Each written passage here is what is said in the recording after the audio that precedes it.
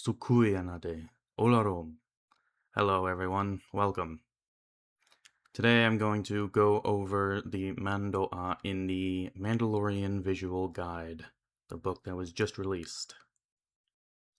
This is not a review of the book as a whole. This is going to be focused on the language specifically, though I can tell you what I think of the book in general, and I'll just get that out of the way now.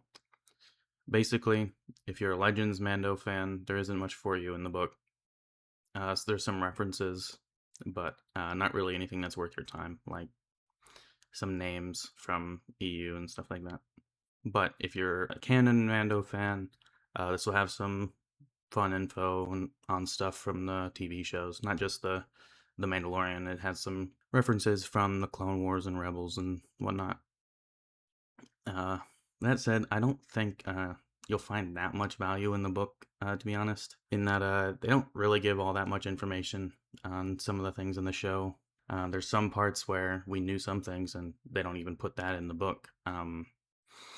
For example, the Frog Lady is still just called Frog Lady. The Imperial Captain who tried to crash his Gozanti in the ocean to prevent its capture in Season 2. He had a name in like some promo material that was released in earlier versions of the same book, but apparently they edited it out and removed it and just replaced it with a generic freighter captain. Or the TIE fighter that folds on landing from Season 1. I remember when we first saw that, they called it the Outland TIE fighter, not in the show, but in like the surrounding material. But in this book, they don't call it that. They just call it Moff Gideon's TIE fighter. Additionally, if you were wondering if there were any information on the new movie Mandalorian and Grogu, there's not much. Just a couple of stills. That's about it. But then again, there wouldn't have much to put in anyway, because like we don't even know the names of the Hutt twins that were in the movie and in Book of Boba Fett, or the actors' names because they weren't credited. So I think, in fairness, to fit the rest of the book, we should just go back to calling Grogu Baby Yoda. But anyway, I'm not really a lore channel, so I'm not going to go into like most of the lore stuff other than what I just said, unless it's relevant to the language. So on to the Mando'a.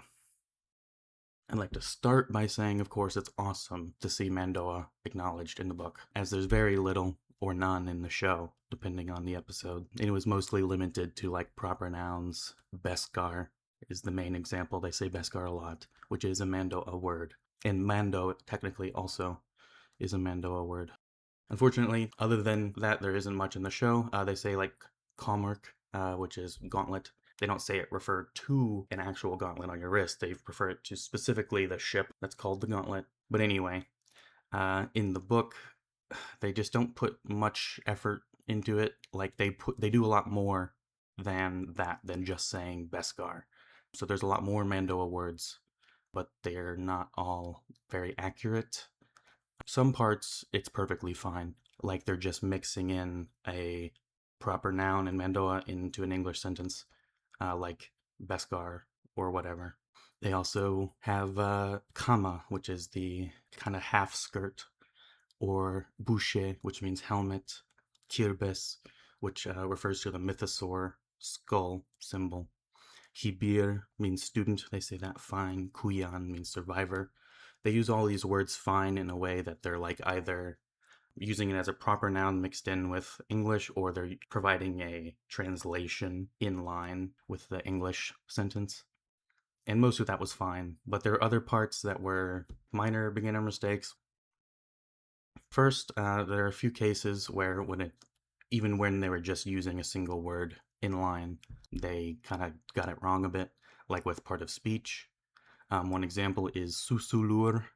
Susulur means to hear. It's a verb. It's an infinitive, to hear, but it's used in the book as a noun, and not the noun hearing, which is like a gerund of that, but is instead the noun witnesses, which is a different noun entirely than the verb. It's a person noun related to the verb, but not the same. There are some ways you can make that noun, but just using the verb, the base verb form, is not the way to do it. Also, I think sushir, which means to listen, or even jahailir, which means to observe, might have been a better base than susulur, which is hear, like I said, to hear, which is more of like passively detecting sound, using ulur in that word, ulur means detect, but it's not so like an active participant like listening or observing is. So I would have used one of those instead of susulur, and then beyond that, you would either make it into like a phrase like person who listens or person who watches, or you could say warrior who watches. Verde Megjahaili would be warriors who watch, or you could even make a compound word like sushadat or jahailad for like listener, observer, which literally it's like listen person or observe person. But they didn't really know this grammar too intimately, which leads to the stuff beyond just single words whenever they tried to make either phrases or sentences. Most of the time, there might have been a couple that were fine, but most of the multi words in the book have some grammar issues. For example, Beskargam Bushe. They don't give a translation of this, but the translation would be literally armor, helmet. Just two nouns. They should be more like Beskarish Bushe. Beskarish means armored, or literally Beskard, but colloquially it means armored helmet. Beskarish Bushe. So you can't really use nouns as adjectives like that, like it's trying to. Another one is Naurkad Beskargam. This is kind of an understandable one if you don't know what the roots mean and only look at the English definition.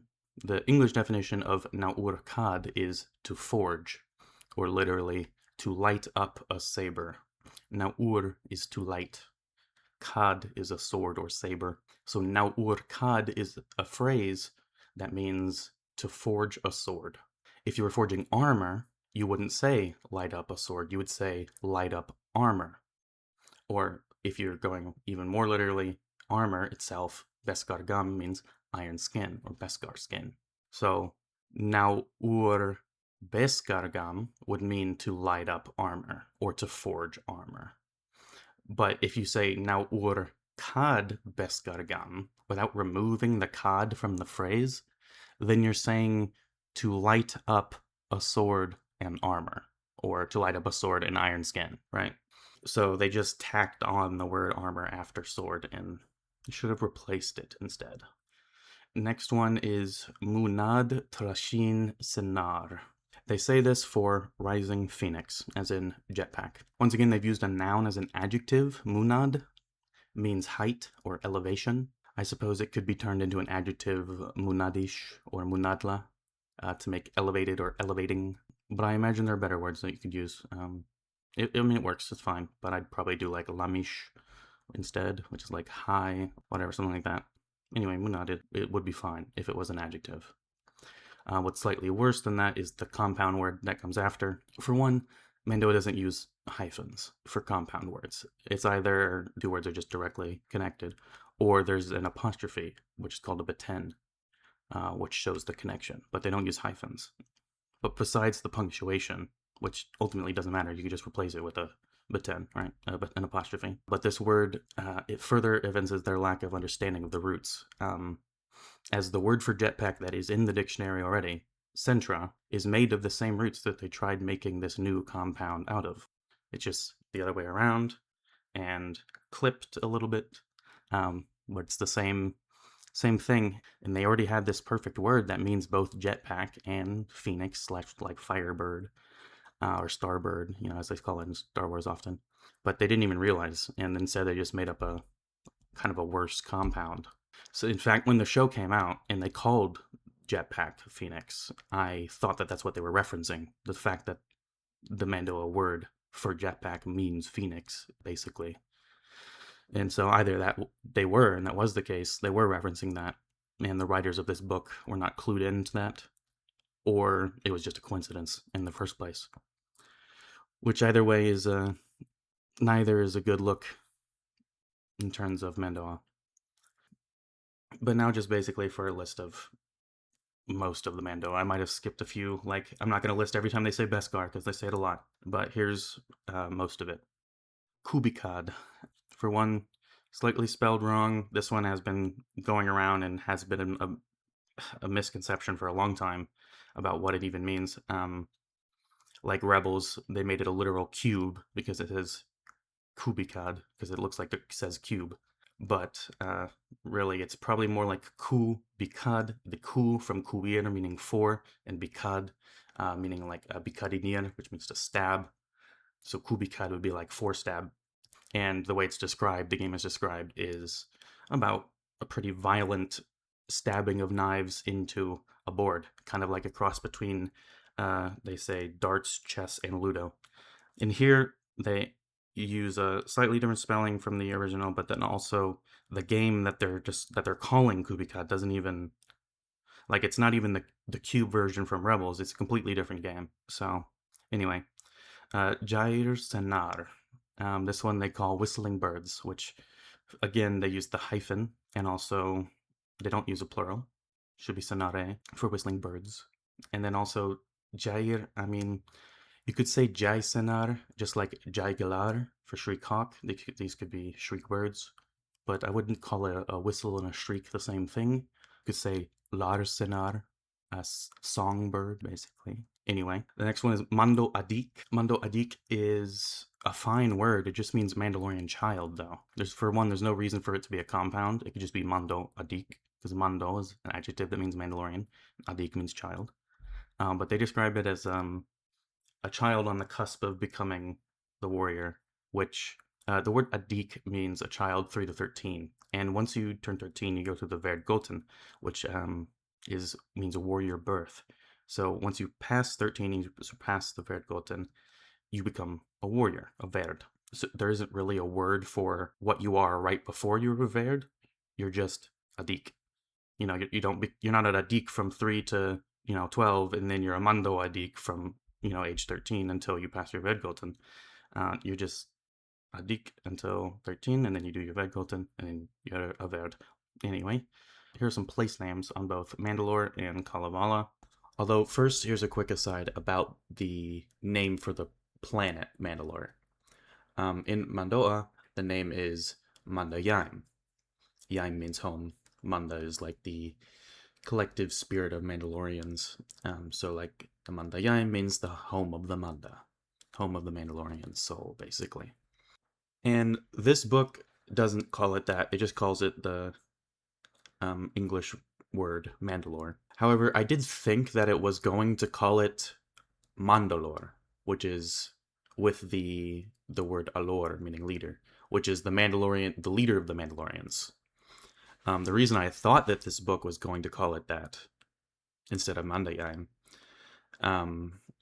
was because on the Wikipedia page for the canon Mandalore page, they call it Mandalore instead of Mando'yaim, even though that is the name of the leader, not the planet. So I'm not sure what the source for that is, why they've changed it to Mandalore from Mando'yaim, because it's not in this book. I thought it was, because I saw that change on Wikipedia a few weeks ago, and so I assumed it was from this book since it was so recent.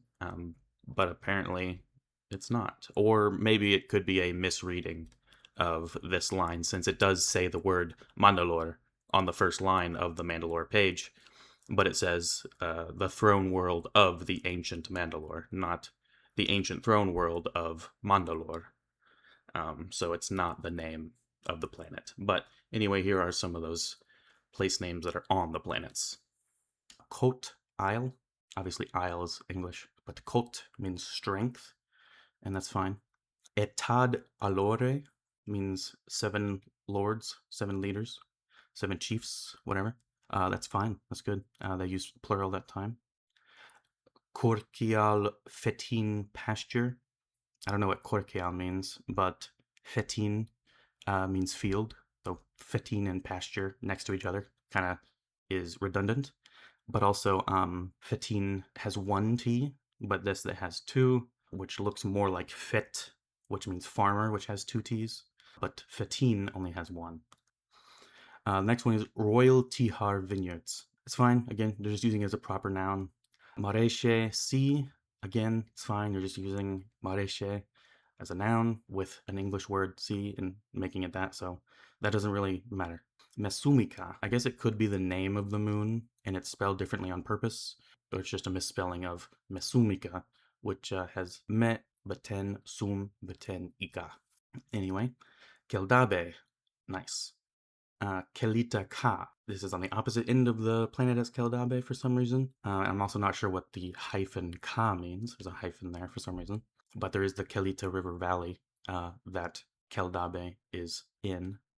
But for some reason, these are according to this picture, they're on the opposite side of the planet. But what's near it is Apiruna River Valley, which, it has the word Pirun in there, which means water. So that's fine, I guess. Just a new name. But it's weird that that's where Kelita River Valley kind of should be because it's closer to Keldabe. But anyway, they also have Kirimorut on the map, which would be cool if it was actually referring to Kirimorut from Republic Commando, but it isn't. It's referring to what Bo-Katan said in Mandalorian Season 3, which it has none of the same significance as Kirimorut from the EU. It wasn't created by Kal Skirata, and it wasn't necessarily as a place for clones to hide. Instead, it's just somewhere that Bo-Katan went practicing flying when she was a kid. Anyway, Norg Bral.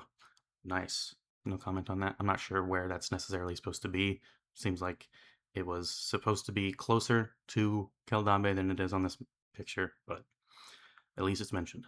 Jaigalar. Here it should be Jaigalare because it's Shriek Hawks, plural, but otherwise it's fine. So there's one mention of Fechheim. A Fechheim is a specific type of structure. It's one that's partially dug into the ground with a kind of dome over it. But they use the word Fechheim to refer to the coverts, like caves that they're hiding in Mando Season 3. So I wouldn't necessarily say that just because it's a cave that it's a Fechheim. Those are specific types of buildings, but at least they do mention the word Fechheim here. Hibir, as I said earlier, they mention these. Hibir in this use is fine for student. Kuyan for survivor, it's good. Kuyane for survivors, that's good. They also mentioned Kirbes, like I said, which was good, and they even acknowledged the origin from the EU about how it was described to have become a symbol, like it was originally Clan Keldau, and that was, I don't know exactly when that was originally mentioned in the EU, but I know it was in the Bajurna Kirsad Mando'ade, the Deathwatch Manifesto. That was in the Bounty Hunter book, Bounty Hunter Code book. There's some clan names, like I said, there's some clan names from the EU that they have used for some of the characters. I think that's all the Mando'a in the book, although, yeah, I'm pretty sure I covered everything. There might have been a few words I missed, but I just kind of skimmed the book for the Mando'a, so that's what I found. It's a little disappointing, but it wasn't too bad. Hopefully, though, it'll be a little bit better in the future. Anyway, that's all I really got to say about it. Stay tuned to the channel. I've got a few bigger projects that I'm working on. Hopefully those will be done soon. But yeah, returshimi.